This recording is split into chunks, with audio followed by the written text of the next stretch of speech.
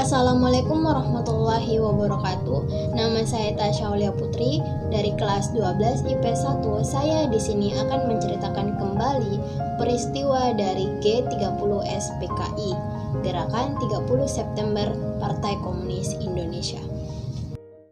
Sejarah G30 SPKI merupakan sejarah pemberontakan yang paling kelam pasca kemerdekaan bangsa Indonesia.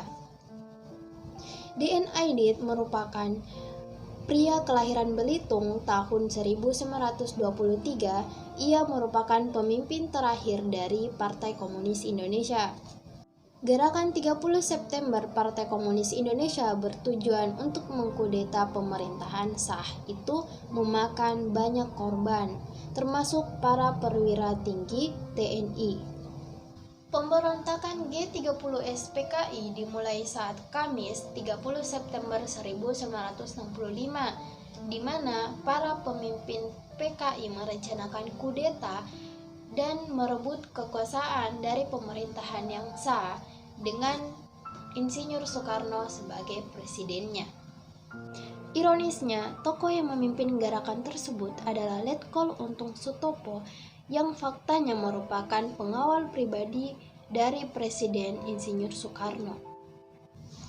Pada 1 Oktober 1965, dini hari, tentara G30 SPKI yang menamai diri sebagai Dewan Jenderal mulai menculik membunuh 7 Jenderal TNI AD, antara lain Ahmad Yani, MT Haryanto, dan DI Panjaitan dibunuh di rumah mereka masing-masing, sedangkan Suprapto, S. Parman, dan Sutoyo ditangkap hidup-hidup untuk disiksa dan dihabisi di bawah sebuah sumur sedalam 12 meter dengan lebar 75 cm di kawasan Lubang Buaya, Jakarta Timur.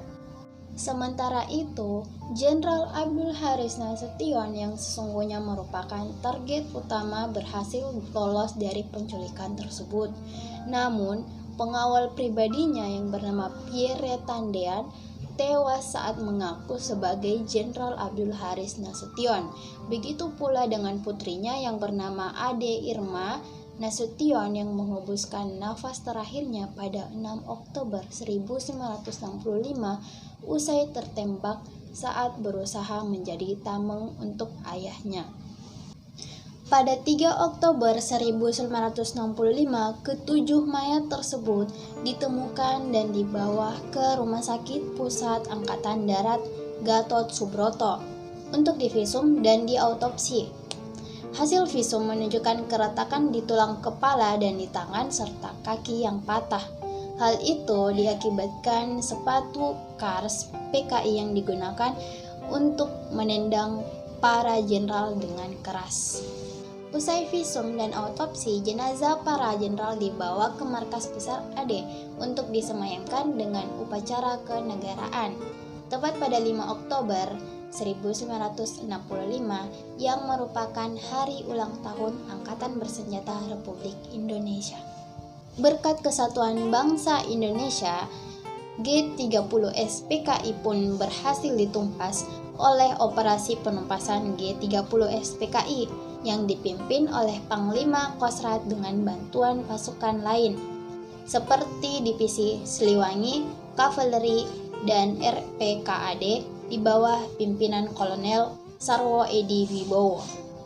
Demikianlah sejarah G30 SPKI yang sangat kelam. Semoga peristiwa kelam ini tidak pernah terjadi lagi di Indonesia.